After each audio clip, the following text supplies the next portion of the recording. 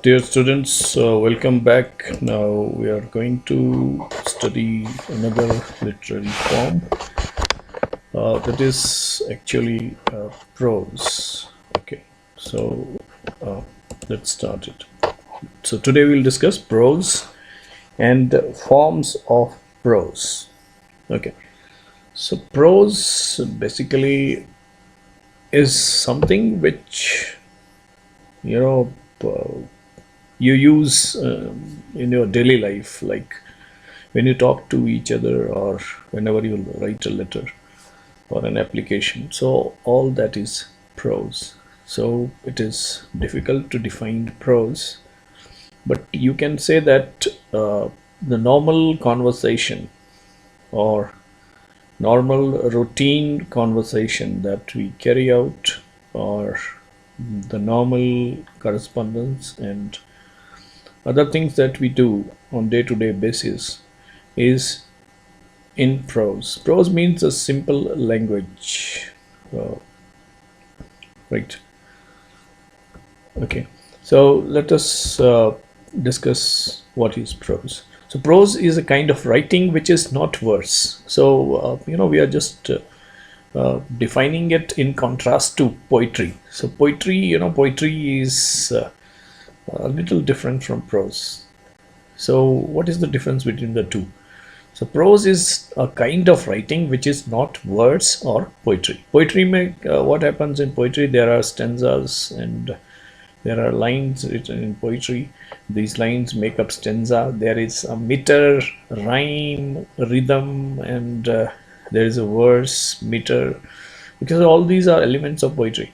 So same line, the words are same, but if you include the elements of rhyme, rhythm, and meter, then it becomes poetry. So prose is something which uh, does not have these features which are there in poetry. So what are the features of prose? First thing is prose is a writing not in verse, not even in free verse. Okay. Second is it is not divided into stanzas. Poetry is divided into stanzas. Stanzas are nothing but a group of lines which are put together, which give you one argument or an idea. So the prose is divided into paragraphs. Okay, so we'll have paragraphs like in essay, story, or letters. You will have paragraphs. So prose is divided into paragraphs. Paragraph means one paragraph, one idea or one issue, right? Then prose is mostly factual. That means it relates to the facts or information. It also may be descriptive or narrative, right? So these are different types of prose. It may describe something or it may narrate a story. So uh, the next is the most important point is that prose uses denotative language. Denotative language means the words stand literally for their meaning. That means for their literal meaning. That means the word mean exactly the same as they are meant for. मतलब शब्दों का वही मतलब होता है जो असल में है. That means they denote something. They are denotative. Denotative means they denote specifically a particular meaning, right? And poetry, does not denote. It connotes. It so poetry uses a connotative language. It only, indicates. It does not give you a definite meaning. It only suggests. So the language of poetry is suggestive, while the language of prose is specific. Okay, so that is the difference. Prose uses denotative language. That means it denotes something. That means words stand for their literal meaning, while poetry is vague and suggestive. The language of the poetry is connotative, right? This is another difference between prose and poetry. So it will be clear when you look at this example, which is The same statement is written in prose, and the same thing appears in the poetry also. So in prose, something like, they told me that the beautiful lady without mercy had taken me as her prisoner. This is simple prose. That means each word has its literal meaning and it stands just like that. On the other hand, the same thing, if said in, if expressed in poetry, then this is, they cried, la belle dame sends mercy, thee hath in thrall. So okay, now you see here the difference between the two. So I think the definition is clear to you, and we have also learned the difference between prose and verse, or prose and poetry, right? So now let's move to the next slide. What are the different types of prose? First is the factual prose. Factual, as the name itself suggests, a piece of writing that is based on facts or intends to convey facts about some topic. Okay, so that is called factual prose. So generally it is written in plain language, and it includes reports of various kinds, autobiographical and biographical writings, instructions or descriptions, etc. So that is factual prose. Next is discursive prose. Discursive prose means when the writer reflects upon an issue and tries to present a case to its readers, then it is called a discursive prose. Now, discursive prose can be, because the writer is thinking about an issue and tries to present the same thing to his readers, his or her readers. So it becomes discursive prose. So it may be argumentative, persuasive, or even a simple reflection on some topic. Okay, so this is discursive prose. Last one is the literary prose. So literary prose is a prose composition which is informative, instructive, and imaginative. So these three I's: informative, instructive, and imaginative, which is not written in any material or rhythmic form. Okay, this is we have already discussed. So that is called literary prose. Okay, so I hope different types of prose are clear to you. Factual prose, which is more fact based, which conveys facts and factual information about various topics. Then discursive means kind of reflection on an issue, and it may be argumentative, persuasive, or reflective. Then the literary prose is a prose prose composition which is informative, instructive, and imaginative. Okay, so let's now discuss next form of prose is essay. So what is an essay? Essay is relatively short composition in prose. Okay, it is a short composition in prose on a subject which may interest the common reader. Means on issues or subjects which are of interest to the common reader. Common reader means common public. And because it is a short composition, so it handles only one aspect of the subject, because it is not within the limits or within the ambit of this short composition to dwell upon all the aspects of a particular subject. So it focuses only on one aspect of the subject, and so it does not claim to be a complete exposition, right? So because it is short, it is a short composition, so it cannot handle all the aspects of a subject. So it focuses only on a single aspect and develops it. Okay, so this is the definition of essay. What is an essay?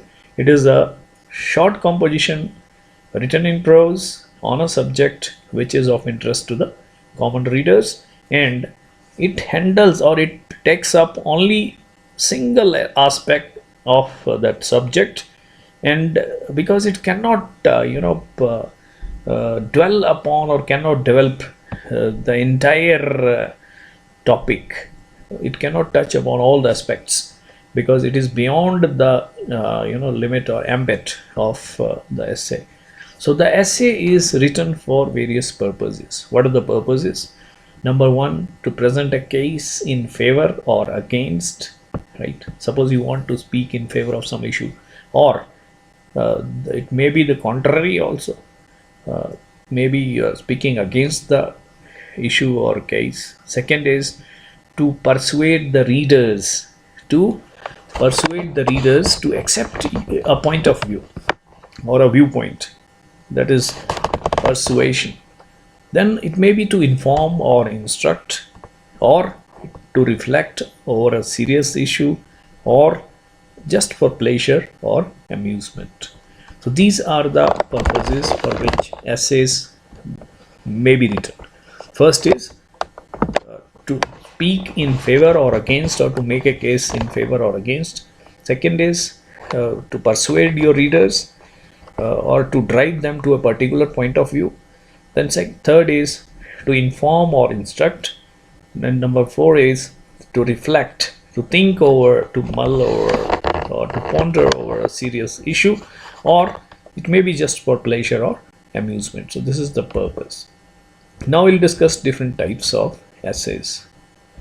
In types of essays, we have two major types. First is the formal or objective essay. So formal or objective essay, right? A formal essay, it follows the rules, okay, and it is written in an impersonal manner. Impersonal means it is written in a formal tone and style. Like you might have written formal letters and informal letters. Formal letters which are more logical and to the point. So similarly, formal essay is also logical. It's written in a logical manner, and it is written in a formal tone and style, right? And the writer seems to address the readers like an authority or highly knowledgeable person, right? And the most of the newspaper articles which appear daily in almost all newspapers, so they are an example of formal essay. Okay, so Francis Bacon, he is a pioneer in this style of essays, so he is the master of this formal style, Francis Bacon. And his essays, they concern serious issues. Okay, so this is formal essay, formal or objective essay. So as the name itself implies, that it is formal in tone and style, logical manner. It is written in a logical manner, and the writer seems to address the readers like an authority or someone who knows all things about the particular subject. So example is most newspaper articles are a kind of formal essay. And Francis Bacon, okay, he is the master of this style. The formal style is known as the greatest amongst the formal essayists. Okay, the next is personal or informal essay. Personal means an essay which reveals some aspects of the person, of the writer, of his life or personality, and it may include autobiography, education, fancy, emotions, humor, or his passions, right? Because it concerns the person, it concerns the individual. So it is also known as subjective essay. It is also known as informal essay. It is also known as personal essay. So here, the writer, reflects his own emotions, fancy, imagination, or passions. Okay, so the best example is Charles Lamb's essays titled Essays of Elia. So that can be quoted as the best example of this kind of essay. And other writers of the same age, William Hazlitt, Then in the modern age, William Makepeace Thackeray, Thomas De Quincey, E.V. Lucas, and R.L. Stevenson. So all of them, they wrote, personal or informal essays of the highest order, right? So these are two different types of essays. Now we will discuss different types of essays on the basis of their function. Function means what they are supposed to achieve, right? First one is uh, narrative. Narrative means when it narrates something, narrates a story, right? So that becomes narrative. And descriptive, when you describe something, some process, some incident. Then reflective, when you think or ponder over some issue, that such kind of essays become reflective. Expository, when you explain something, some process, some technique, right? And then next is imaginative, which are based on your imagination. Suppose if I were the prime minister of this country.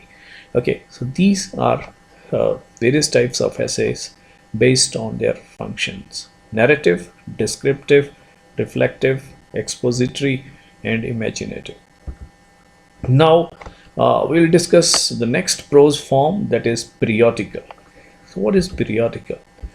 Periodical, essays that appears as a part of series in a newspaper or journal is called a periodical or periodical essays, right? So essay, periodical is just a type of essay, but what is the difference? The difference is the essays when they appear in a series, okay, one after another. Okay, so then where do they appear? They appear in a newspaper or journal. Then it becomes a periodical essay because it appears at particular specified intervals of time. So that is why the name periodical. Periodical एक particular period के बाद वो publish होते हैं, जैसे 7 days में, 3 days में, या महीने में 3 बार, या twice, एक fortnight में एक. So they appear on a regular basis in a form of series. So that is known as a periodical. That is known as a periodical or periodical essays. And these periodical essay became very popular in the 18th century, and it was very popular, extremely popular. So the major practitioners of this kind of essays or the periodicals were Joseph Addison, Richard Steele, Samuel Johnson, and Oliver Goldsmith. So these are the practitioners of periodicals. So how these periodicals became so popular during the 18th century? Because of that power struggle between the two parties, political parties, the Whigs and the Tories in England. So each one wanted to claim its superiority over the other. So they engaged in a kind of intellectual warfare or debate, and it became a very amusing, and you may also call it informative kind of medium for the general public. So people were also attracted to these periodicals very much because of their quality. So Joseph Addison, Richard Steele, Samuel Johnson, and Oliver Goldsmith. And this periodical started with the publication of Daniel Defoe's Review in 1704. तो 1704 में Daniel Dafoe ने पहली बार ये periodical review शुरू किया 1704. Then the biggest contributors was Richard Steele, who started the Tatler in 1709, and Spectator, which was started published together by jointly by Richard Steele and Thomas Addison. Okay, so they can be quoted as some of the best examples of periodicals, and they appeal to all sections of the society, and everyone, the new rich class, they began to read these periodicals just to appear well informed and literate. And what are the features of periodicals? So but I think so I have covered this. Periodical is a series of essays which appears in newspaper or journal, and they became very popular in 18th century. And I gave you the names of these writers, uh, how they excelled during this age. Now let us discuss what are the features. So first thing is, they were written in very simple and straightforward manner. Okay, their aim was to reform the morals of the age, and they gave their message very cleverly and indirectly. Okay, the second thing is, these periodicals or these essays, periodical essays, they created humorous situations and immemorable characters in world literature, such as Sir Roger D. Coverley. Okay, the Sir Roger, nicknamed as the Country Gentleman. So Sir Roger, the Country Gentleman, it was a character developed by Addison. Addison in his essay Sir Roger at Home and Sir Roger at Church. So he has become Sir Roger has become an unforgettable character in world literature, Sir Roger. And then there is another character, Honeycomb the Fop. So this character was developed by Richard Steele, Honeycomb the Fop, and then Ned Softly the literate dabbler. So these were characters who were very humorous and who have been immortalized in world literature. Then the other periodicals which were famous were Samuel Johnson's Rambler, then the Idler and the Adventurers. So Samuel Johnson has also written many periodicals. And then the next feature is periodical essays is, it chooses to write on day-to-day familiar problems and issues, and its chief attraction was its preciseness or brevity, and uh, it considered, or it took into consideration, the tastes of both men and women of the age, particularly the topics that interest women. Okay, and it its emphasis was on common sense and reason. Okay, and it suited the temperament of the age. That is why it became very popular during that age, and it deliberately avoided controversies, both religious and political. But the irony of the situation is that though this periodical essay began and reached its highest point, or the zenith, in this 18th century, and it died in the same century itself. So the periodicals or the periodical essays, which had become so popular during this particular century, they could not survive, or they could not see the dawn of the next century, and their popularity slowly decreased, and ultimately they were out of fashion. And it occasionally now appears in today's newspapers and magazines, but it is mostly out of fashion. So this is about periodical essay. Very nice feature of the 18th century literature.